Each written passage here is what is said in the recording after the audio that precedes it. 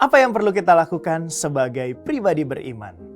Gereja Katolik mengajak kita untuk juga mengenal apa yang kita sebut sebagai ajaran sosial gereja. Saya Romo Bondi.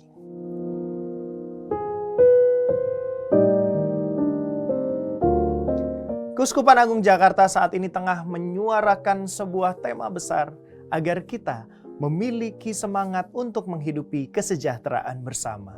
Dari berbagai hal yang diajarkan Gereja Katolik pernah menerbitkan sebuah buku berjudul Duket. Sebuah buku menarik yang membuat kita sebagai orang-orang beriman bisa tahu apa sih kira-kira yang perlu kita lakukan dalam hidup sehari-hari untuk mewujudkan iman kita. Salah satunya dibahas di situ prinsip tentang solidaritas. Selalu kita bertanya-tanya bagaimana sih kira-kira solidaritas itu dapat terwujud dalam hidup sehari-hari. Dikatakan di dalam buku ini, solidaritas di saat yang bersama adalah sebuah prinsip-prinsip sosial dan keutamaan moral. Maksudnya apa?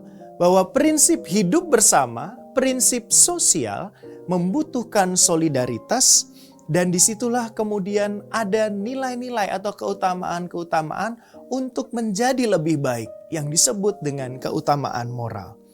Untuk itulah kemudian solidaritas mampu mendobrak kebobrokan-kebobrokan yang mungkin terjadi di antara kita sehingga membentuk sesuatu yang oleh buku ini disebut sebagai struktur yang menyesatkan di dalam hidup kita.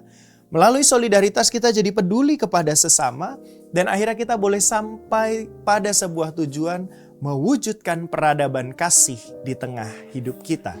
Kalau kita terus-menerus peduli pada diri kita sendiri, kita tidak tahu apa yang orang lain alami. Mungkin dia sedang mau terjatuh ke dalam jurang-jurang yang menjauhkan mereka dari Tuhan. Maka solidaritas dan tindakan kasih adalah sebuah awal yang baik untuk sampai akhirnya nanti mewujudkan peradaban kasih di tengah dunia. Di mana kira-kira kita bisa memulai solidaritas itu? Paling sederhana, kita memulai dengan relasi kita bersama orang-orang terdekat. Di keluarga kita, di komunitas-komunitas tempat kita tinggal, di tengah masyarakat bersama dengan orang-orang yang berada di sekitar kita. Menanyakan kabar adalah salah satu contoh paling sederhana untuk mewujudkan peradaban kasih dari tahap dan tingkat yang paling sederhana. Dari tindakan-tindakan kasih itulah tidak lain dan tidak bukan kita pasti belajar dari Tuhan sendiri. Karena tujuan maksimal kita, cita-cita terjauh kita sebagai orang Kristiani sampai pada tindakan solidaritas yang paling radikal, paling mengakar di dalam hidup kita. Sebagaimana Tuhan sendiri solider kepada kita manusia. Allah yang maha kuasa mau hadir di tengah-tengah kita. Allah yang luar biasa hebat mau menjadi manusia yang lemah.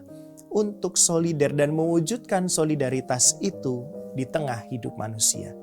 Maka pastilah kita bisa belajar dari Tuhan sendiri. Belajar untuk mulai mengasihi. Mewujudkan solidaritas untuk mencapai peradaban kasih. Dan disitulah saudari-saudaraku yang terkasih. Bersama-sama kita bisa berdoa kepada Tuhan sambil berkata, ajarilah kami ini saling mengasihi.